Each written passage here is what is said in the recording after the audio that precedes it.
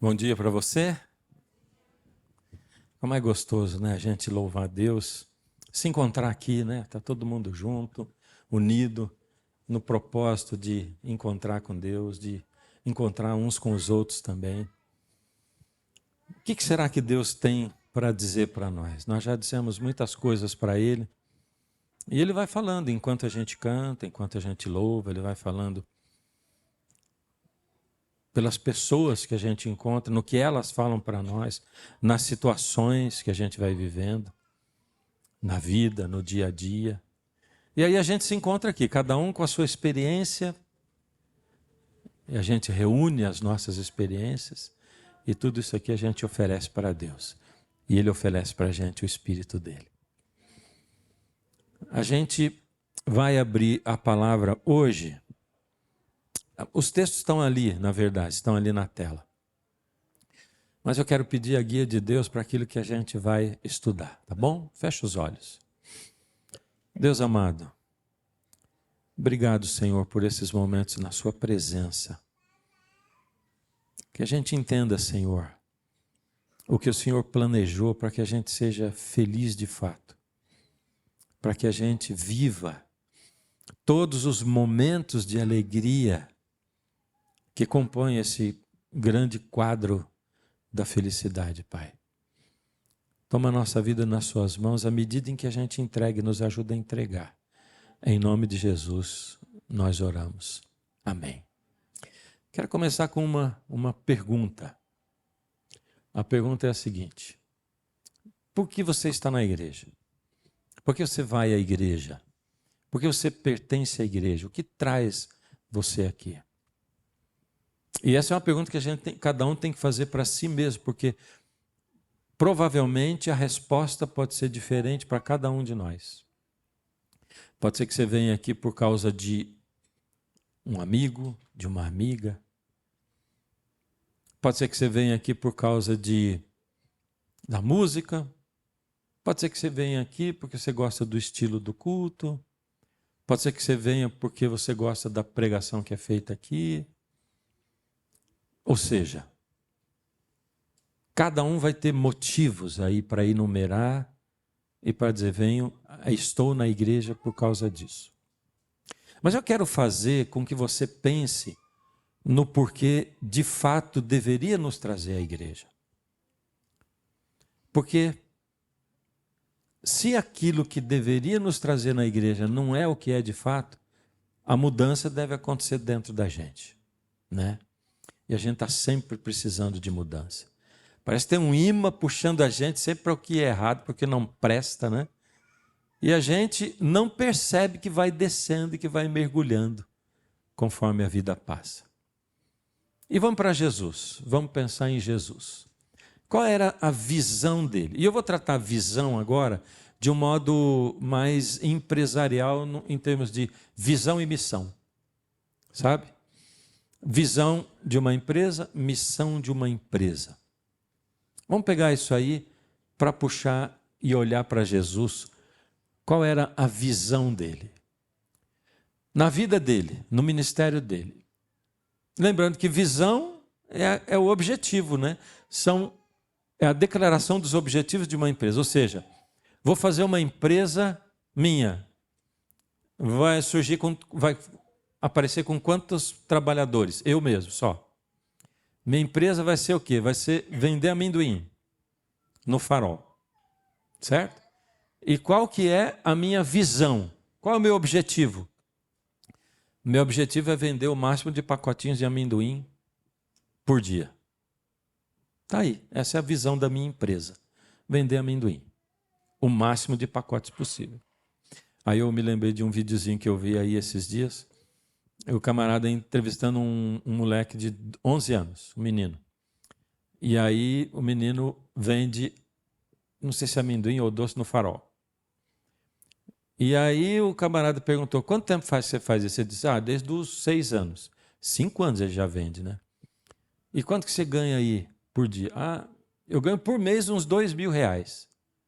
Olha, que bom, hein? E o que você faz com o dinheiro? Ele disse, eu aplico em criptomoedas. E começou a falar um monte de coisa assim. Eu não entendo bolhufa de criptomoeda, mas o menino entende, né? E a conversa foi interessante, né? Vender coisa no farol. Bom, o objetivo da empresa é esse. Então está aí a visão. Qual é a visão de Jesus? Qual era o objetivo dele? O que ele queria alcançar quando ele nasceu e viveu aqui nesse mundo? A visão dele era salvar o mundo e alcançar o mundo inteiro com a mensagem de que as pessoas estão salvas. Essa é a visão dele. Ele veio ao mundo para salvar e para fazer com que a mensagem, a ideia, a salvação, as boas novas chegassem a todas as pessoas na época dele. E a missão de Jesus qual era? A missão. Visão era salvar e alcançar. E a missão dele? Bom, a missão dele era, a declaração de missão é o como você vai alcançar os objetivos. Ou seja, a minha empresa é vender amendoim no sinal, o máximo de pacotes possível. Então, agora, a minha missão é como eu vou alcançar isso. Então eu vou, para vender o máximo de pacotes, eu vou parar no sinal tal, vou me vestir de tal jeito e a abordagem que eu vou fazer vai ser essa. É o como, a estratégia. Qual foi a missão de Jesus? A visão qual era mesmo? Salvar e alcançar. Certo? E qual era a missão dele? Qual foi? Salvar através da sua vida, da sua morte e ressurreição. Para alcançar essa, aí a missão dele foi feita como? O como foi 12 discípulos. Certo? Então, a missão dele realmente foi 12 discípulos, chamar 12 discípulos. Parece um negócio meio estranho assim, né? Imagina, se a minha visão é alcançar o mundo inteiro, a minha missão, o como eu vou alcançar isso vai ser o quê? Chamar 12 pessoas para alcançar o mundo inteiro. E tem mais, ele só tinha 3 anos e meio para fazer isso. 3 anos e meio, nada mais do que isso. Em 3 anos e meio, ele tinha que viver, salvar e chegar, contagiar o mundo inteiro. Então ele chamou 12 discípulos. Eu não faria isso com certeza. Ainda mais nas características dos discípulos dele, né?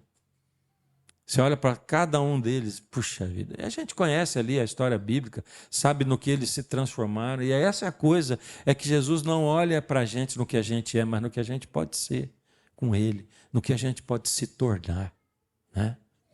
E essa foi a missão dele, e ele se dedicou a esses 12 discípulos. Como é que era o negócio? O chamado era, segue-me.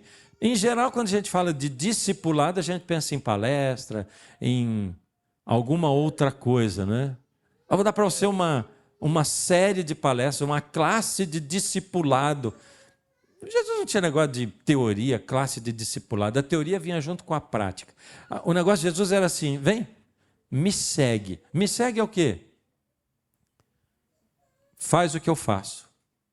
Anda comigo, come comigo. A gente vai acampar junto, vai dormir ao relento junto. A gente vai viver o dia a dia junto.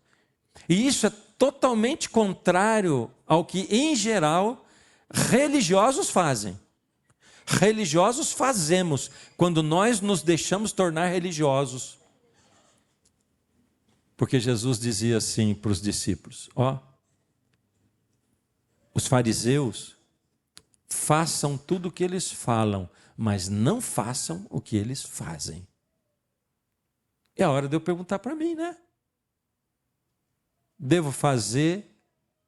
Será que as pessoas podem fazer o que eu faço? Ou destoa muito do que eu falo? Essa é uma coisa que me incomoda muito, sabe? Porque todo sábado eu estou aqui pregando, né? Então o tempo inteiro eu fico me cobrando. Deus, o que eu faço tem que ser coerente com aquilo que eu falo. Porque eu não posso ter como profissão ficar anunciando para as pessoas, dizendo, olha, isso é bom para você, você deveria fazer isso, faça aquilo ou faça... E eu não fazer, eu não viver aquilo. Que luta é isso? É a luta de cada um de nós, né?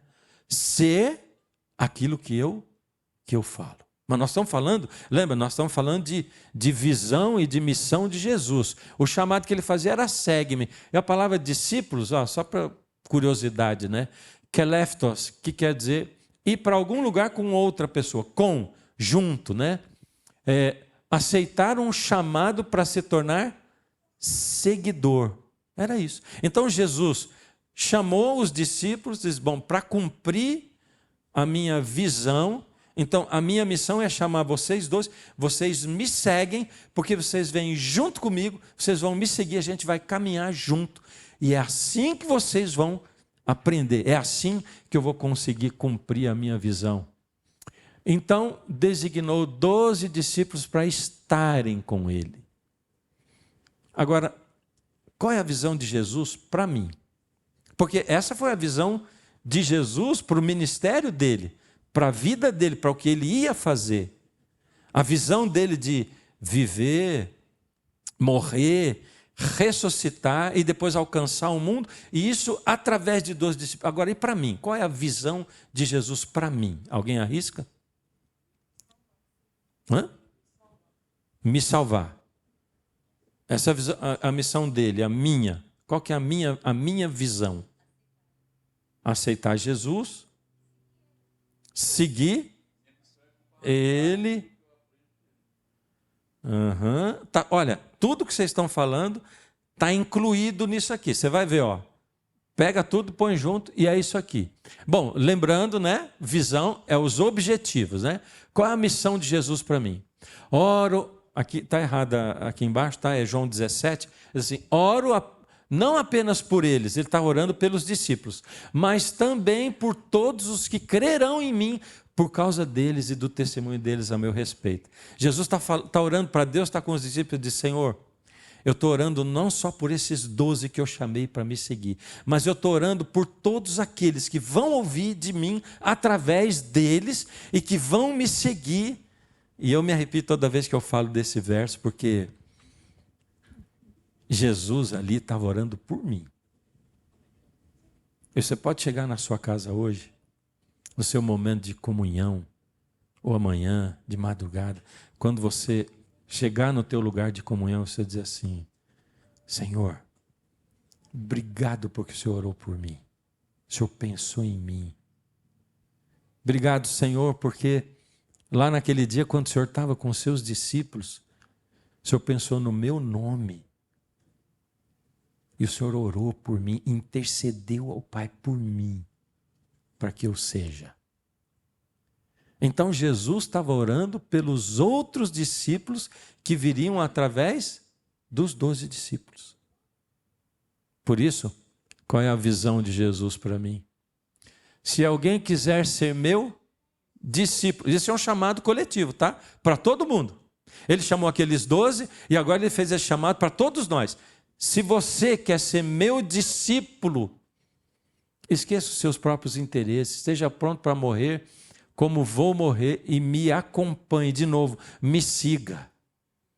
Ou seja, a primeira parte da visão de Jesus para mim é que eu seja o quê? Discípulo. É fácil ser discípulo? Ah, não é fácil. E não era fácil para eles. E não é para nós. Porque a gente pode pensar, né, de uma maneira romântica, seguir Jesus, ouvir a voz de Jesus, ver os milagres que Jesus fazia. Jesus era um maltrapilho. Todo mundo religioso era contra Jesus. Ele era quase que um contraventor da religião. Ninguém dos religiosos queria ser visto com Jesus. Pouquíssimos. O jovem rico, Nicodemos. Ser discípulo não é fácil. Ser discípulo requer entrega, né? Negação, doação. Agora pensa bem, se a visão de Jesus para você e para mim é que você e eu sejamos discípulos. Ele está falando com você hoje, está falando comigo. Eu preciso que você seja discípulo, porque tem outros depois de você que também vão precisar ouvir. E as pessoas estão cheias de ouvir o povo falar. Aliás, é interessante, né? Quando surgiu o rádio, logo alguém pensou, né? Lá nos Estados Unidos, vários homens, aqui no Brasil, o mundo inteiro, vamos usar o rádio para pregar. E pronto, muitos pregaram pelo rádio, né? Até eu. Depois a TV, vamos usar a TV para pregar. Olha, até eu também. Aí veio a internet. Aí, até você. É ou não é? Todo mundo. Até nós, até eu, depois que não estou no rádio, na TV, posso continuar pregando pela internet. Aqui tem um monte de câmera apontado para nós, tem gente assistindo aí de tudo quanto é lugar, falando com a gente, ouvindo. Só que ao mesmo tempo que a gente pode dizer assim, a internet veio para pregar o evangelho, a internet veio para despregar o evangelho. É o mundo evangélico todinho brigando um contra o outro. Falando de doutrina, um acredita, outro não acredita. Aí você fala uma coisa, um monte de gente bota um monte de coisa xingando embaixo. E eu fico pensando o que as pessoas que ouvem pensam a respeito de nós cristãos. Às vezes dentro da mesma denominação, né? É batista falando contra batista, adventista, porque todo mundo agora tem o poder de falar, de reagir e dizer, você está falando besteira e mentira e tal. Meu Deus, dá até medo, né? De algumas reações de pessoas cristãs para defender, se sentem porta-voz de Deus para defender a sua religião. E ao invés da gente espalhar o evangelho ao mundo, espalhar o evangelho ao mundo é diferente. Aceitar o convite de Jesus para ser. Ser o quê? Discípulo, seguidor. De quem? De Jesus. É para sentar aos pés dele e entender o que de verdade é ser discípulo. Agora, qual é a visão de Jesus para mim? A parte 2, porque a primeira é que eu seja discípulo. E qual é a segunda? Portanto, ide e fazei discípulos de todas as nações, batizando em nome do Pai, do Filho e do Espírito Santo. Ou seja, qual é a visão de Jesus para mim? Que eu seja discípulo e que eu faça discípulos. Bom, vamos perguntar de novo para nós? Por que eu venho à igreja? Porque a gente começou com essa pergunta, não foi? Por que você vem à igreja? Porque eu venho à igreja. A visão de Jesus é assim. Venha à igreja se você quiser ser discípulo e fazer discípulos. Como é que está o choque da realidade com a visão de Jesus dentro da tua vida, enquanto você está se perguntando? Porque a gente vem por muitos motivos. Nós somos a geração auditória, né?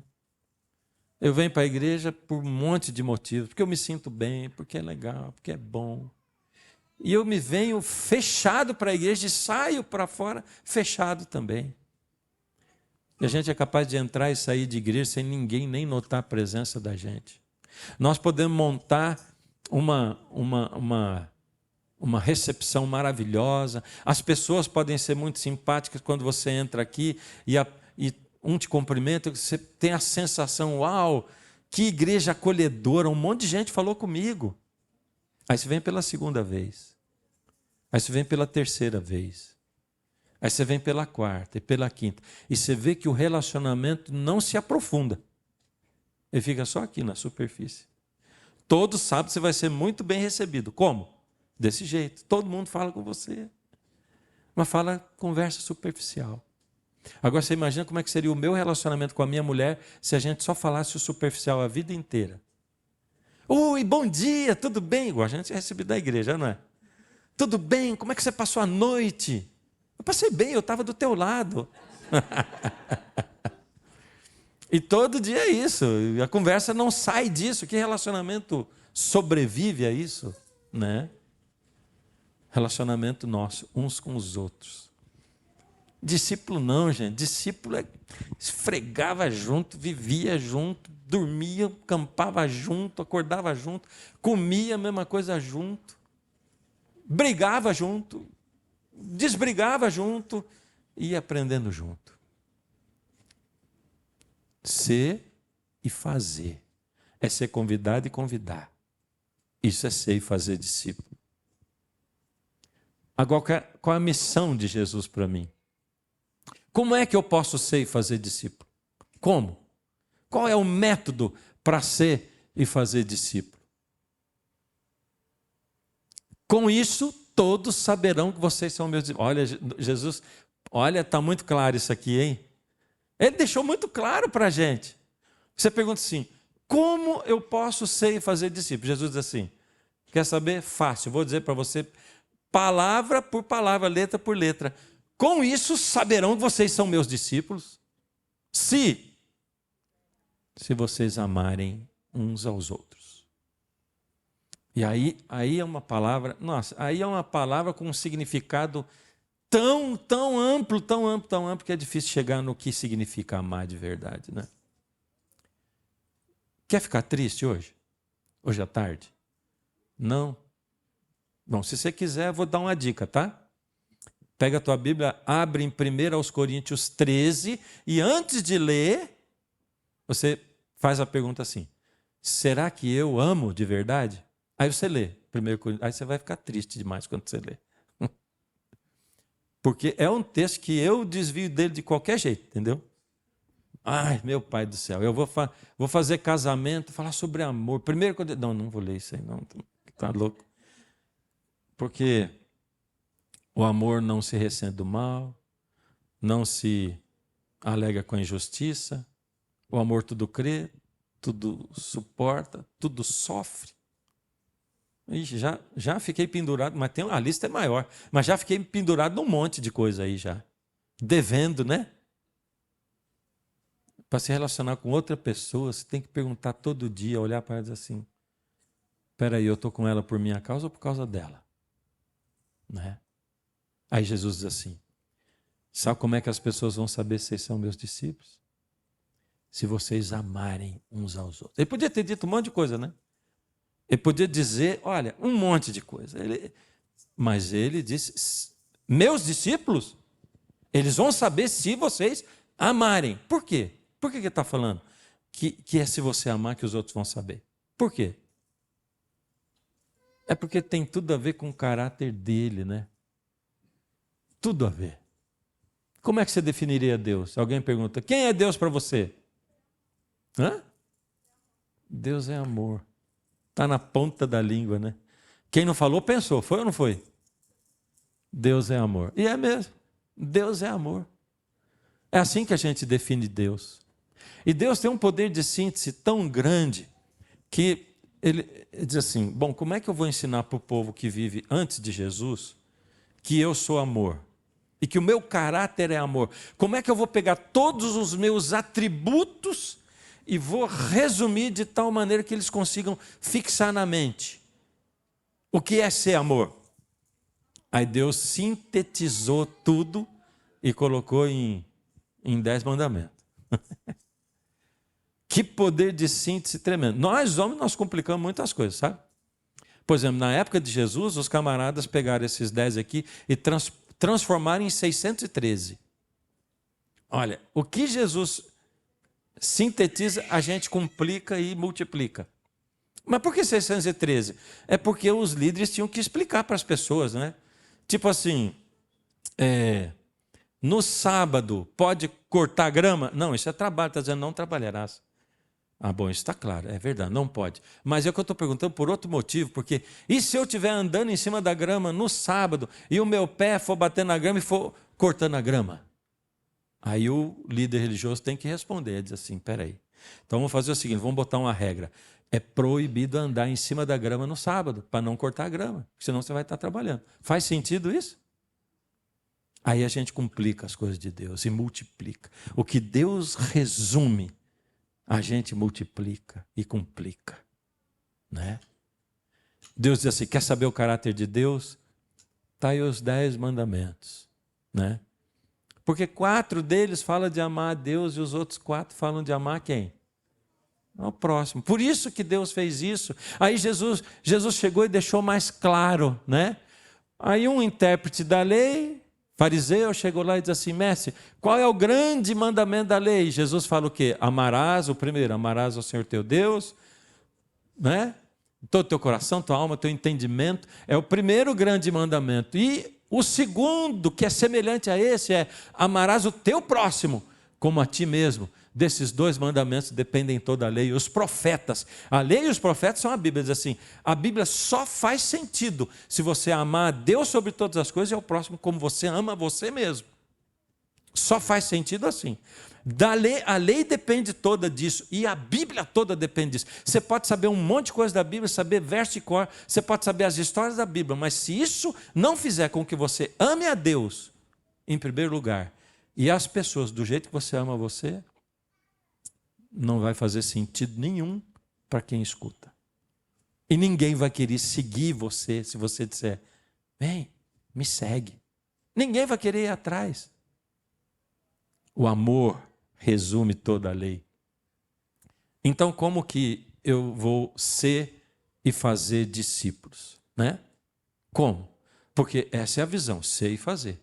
Como eu vou ser e fazer discípulos? Primeiro, amando a Deus, sobre todas as coisas. É por isso que ele está lá em cima no triângulo.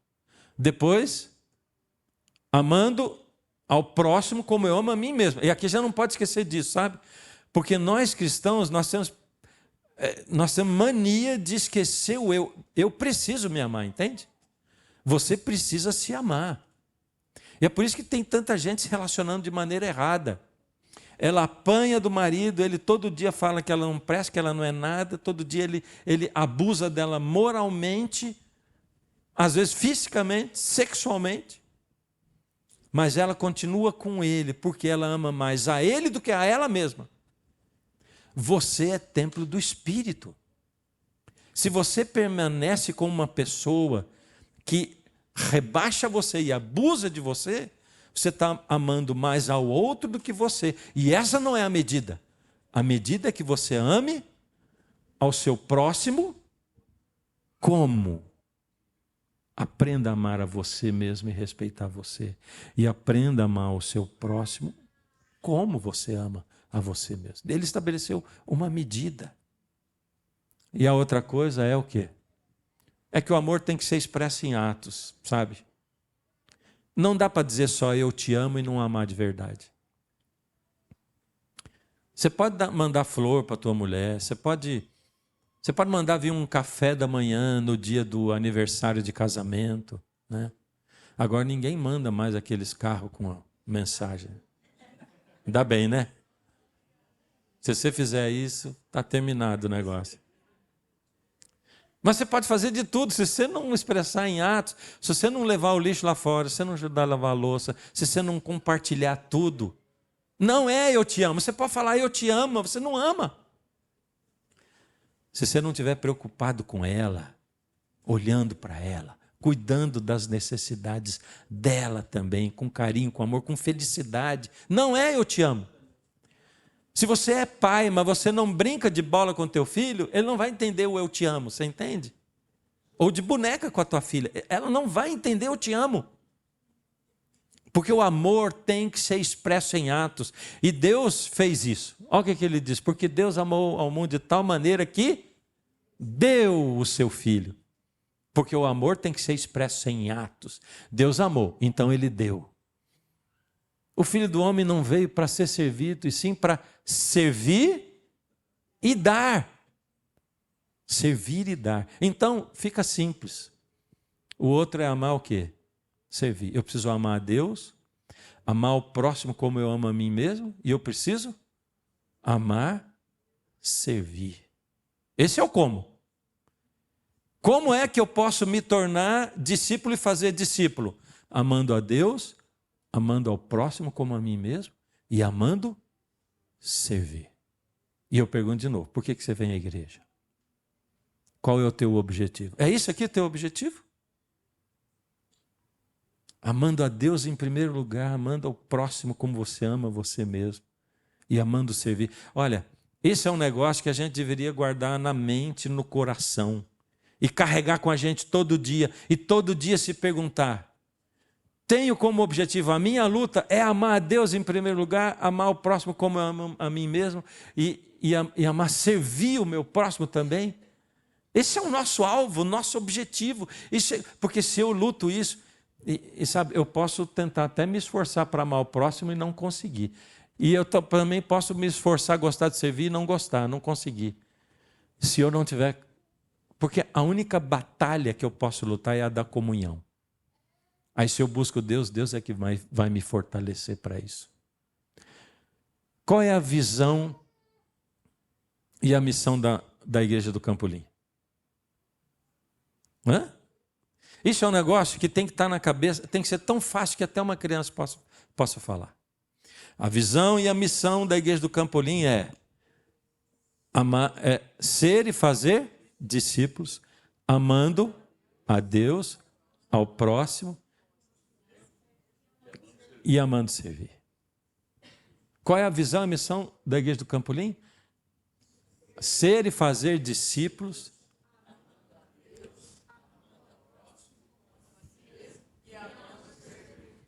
Dá para decorar isso? É fácil? É difícil? Essa é a visão e a missão de Jesus para nós. É por isso que essa é a missão, a visão e a missão nossa. Por isso, eu quero dizer para você, essa igreja surgiu nessa base. A gente inaugurou em agosto passado, mas nós começamos a nos reunir em fevereiro, março, com um núcleo de 60 pessoas. Era para ter um treinamento de 3 meses, que durou 6 meses, porque a reforma aqui não acabava. Então nós tivemos tempo de ficar junto lá. E as bases dessa igreja são essas. Aí a gente inaugurou em agosto com 60. E dali para diante nunca conseguimos ter menos de 2 cultos. A gente tem em média 300 pessoas que vêm aqui todo final de semana. Então, de 60 que são esse núcleo, nós temos um monte de gente que são vocês. E nós precisamos que vocês saibam disso. Para vocês se unirem a nós nesse nosso desejo de ser isso. De que você sinta isso quando você vem aqui. Entende? Porque se você dividir esses 60 iniciais em 2 grupos, vai estar 30 aqui e 30 no primeiro culto. E o resto de vocês não é. Aí nós entramos em agosto, a igreja tem que funcionar. Tem que funcionar som, louvor, banda, tem que funcionar a recepção, tem que funcionar as classes das crianças. E a gente corre o risco de a gente se tornar uma igreja onde nós arrumamos tantas coisas para o culto de sábado, são tantos trabalhos, que a gente se consome trabalhando para nós mesmos nos servirmos no sábado. E aí não faz sentido. Aí perdeu a missão e a visão e perdeu tudo. A nossa visão e a missão são a visão e a missão de Jesus. E é por isso que, a partir de agora, a gente vai compartilhando com vocês. E nós precisamos buscar cumprir o nosso DNA para realmente nós sermos e fazermos discípulos, né? Na prática, como é que a gente estabeleceu nessa igreja? Você ouviu o anúncio, você vai encontrar algumas coisas, né? Amar a Deus é quando eu estimulo a tua comunhão. E aqui na igreja você vem aos cultos, você tem o estudo da escola sabatina, que você leva a lição, você vê a gente botou o QR Code, você estuda em casa, você tem comunhão com Deus, fala com Ele, pede o Espírito Santo e o Espírito vai ajudar você. A ênfase na comunhão, né? Amar ao próximo, como é que a gente faz na prática? Estimula você, ajuda você, é através dos nossos pequenos grupos. Por isso que a gente diz, ó, o nosso culto é aqui no sábado, depois nós temos pequenos grupos, não é? Que são 9 hoje, se eu não me engano. A gente tem 120 membros aqui na igreja, mas tem 130 e poucas pessoas nos pequenos grupos. E esses cultos estão acontecendo nas casas. Por que é importante isso? Porque lá você deixou de ser um número. Lá você entra, eles sabem o teu nome, você vai ter alguém pastoreando você, um grupo de pessoas pastoreando você. E você vai ser chamado a pastorear alguém. Porque nesse modo, Ninguém deixa de ser pastor. Eu sou pastor ou sou ovelha? Eu sou os dois. Eu sou pastor e eu sou ovelha. Eu preciso pastorear, mas eu preciso ser pastoreado também. Eu oro por você, mas eu preciso que você ore por mim também. Que você pense em mim como ser humano, nas falhas que eu tenho, nas dificuldades que eu tenho. Você é pastor ou é ovelha? Os dois. Os dois. Mas, em geral, se pensa aí como ovelha e aqui como pastor. Mas Jesus, quando chamou Pedro, primeiro diz assim, ó, vou fazer você pescador de homens. Pronto, já deu um trabalho para ele logo de cara. Aí o ministério dele foi assim, assim, assim, até que afundou, negou Jesus 3 vezes. Jesus fez o quê? Foi lá e buscou ele de novo, diz assim, negou 3 vezes, agora você vai. Você me ama? Amo. Me ama? Amo. Reafirmar o seu amor por mim 3 vezes. E cada vez diz assim, pastoreia as minhas ovelhas. Pedro foi chamado para ser ovelha ou para ser pastor? Os dois. Os dois. Agora, quando eu venho na igreja achando que eu sou só ovelha, pronto. Eu gosto do Salmo 23. Né? O Senhor é o meu pastor, nada me faltará.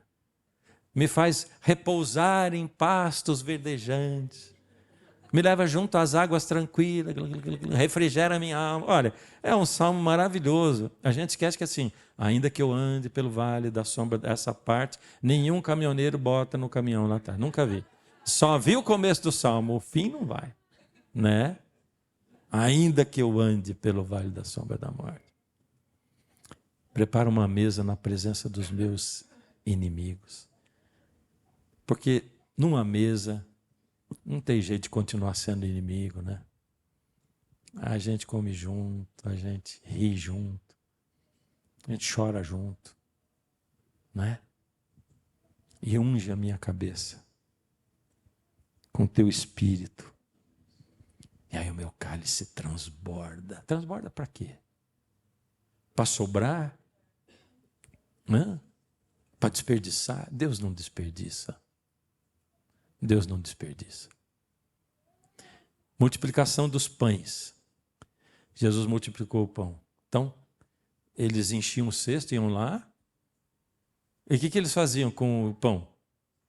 Distribuíam. Aí eles voltavam. Agora, você imaginou se todos os pães que Jesus multiplicou, eles comessem, os 12? Não ia ficar um discípulo vivo. Eles tinham que distribuir para pegar mais. Distribuir para pegar mais.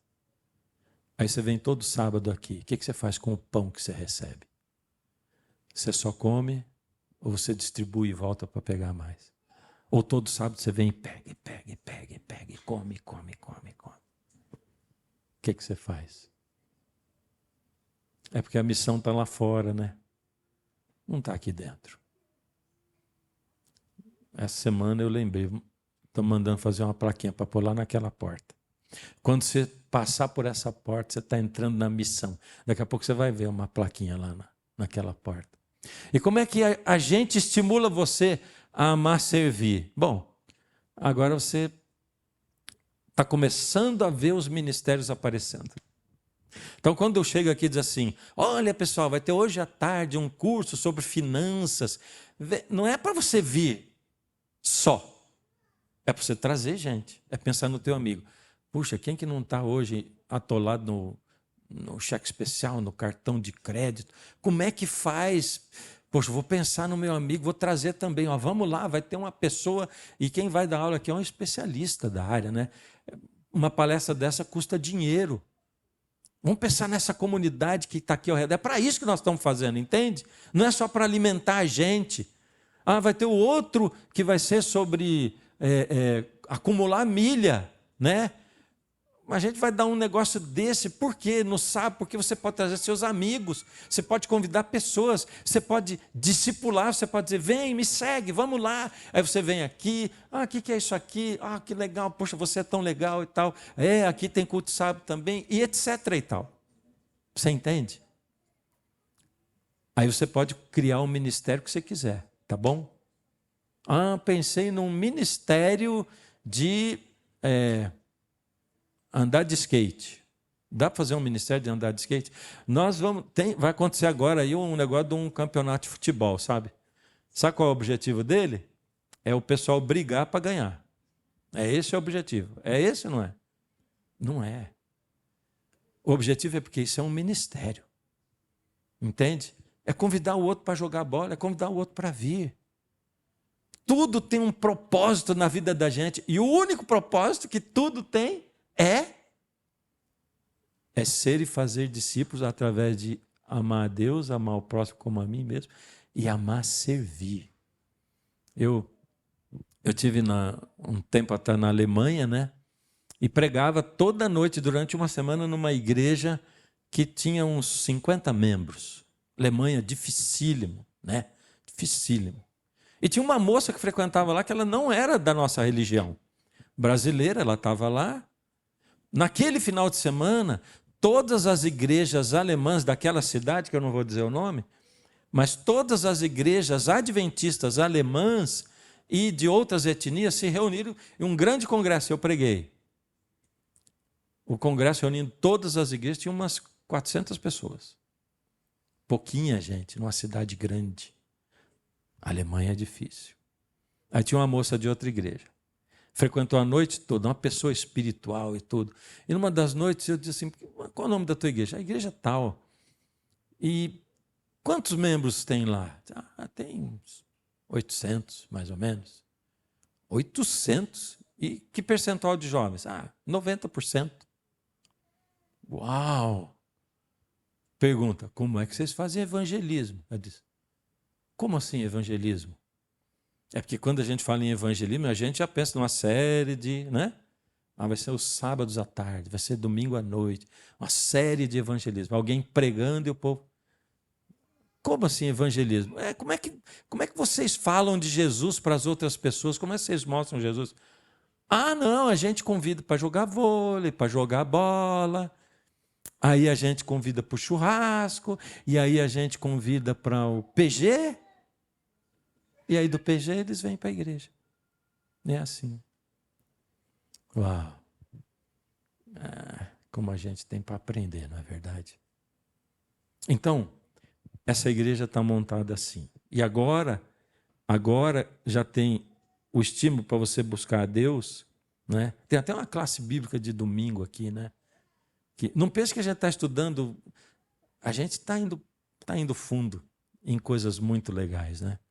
É o momento de você trazer alguém também. Mas o amar ao próximo como a mim mesmo, né? E o amar servir agora os ministérios. Pode pensar num ministério.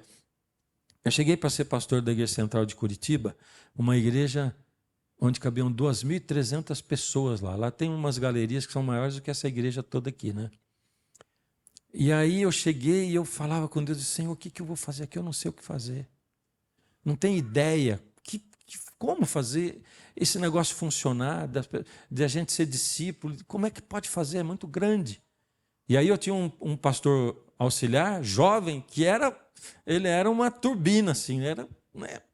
O camarada era turbinado. Aí ele, pastor, qual é o plano para a igreja?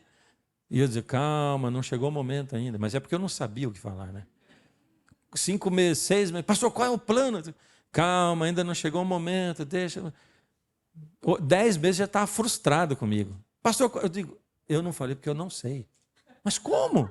Eu não sei o que fazer. Estou perguntando para Deus desde o começo do ano, eu só estou levando o que tem aqui. Entende? Mas e daí? Eu digo, e daí? Não pergunto para mim, pergunto para Deus, não falou ainda, né? Aí quando foi no fim do ano, assim, Deus, nossa, iluminou, né? E aí foi. E aí, naquele período, surgiram lá 36 ministérios. Mas o outro pastor que veio depois de mim, ele foi muito melhor que eu. Ele elevou aquilo para 90 e tantos ministérios. E era um monte de coisa funcionando, servindo as pessoas, entende? Gente, isso são mecanismos que a gente põe na igreja para te estimular. Para te estimular. Porque era a vida de Jesus assim. Quando Jesus dizia, vem e me segue, para quê? Eles viam Jesus ter comunhão com Deus todo dia, colocar Deus em primeiro lugar. Eles viam Jesus como ele amava o próximo, como ele servia ao próximo. Era isso. E é só para isso que Jesus chama a gente, sabe? Só para isso. Porque ele diz assim, com isso saberão que vocês são meus discípulos. Se tiver amor. Amor é a plenitude do caráter de Deus. Deus é amor. Quer ser igual a Deus? Amor. Amor e amor. Amor a Deus, amor ao próximo e amor ao serviço. Você está convidado, estimulado a seguir nessa missão, para que a gente seja sal e luz. Para que Jesus faça diferença na nossa vida e a nossa faça diferença na vida das outras pessoas.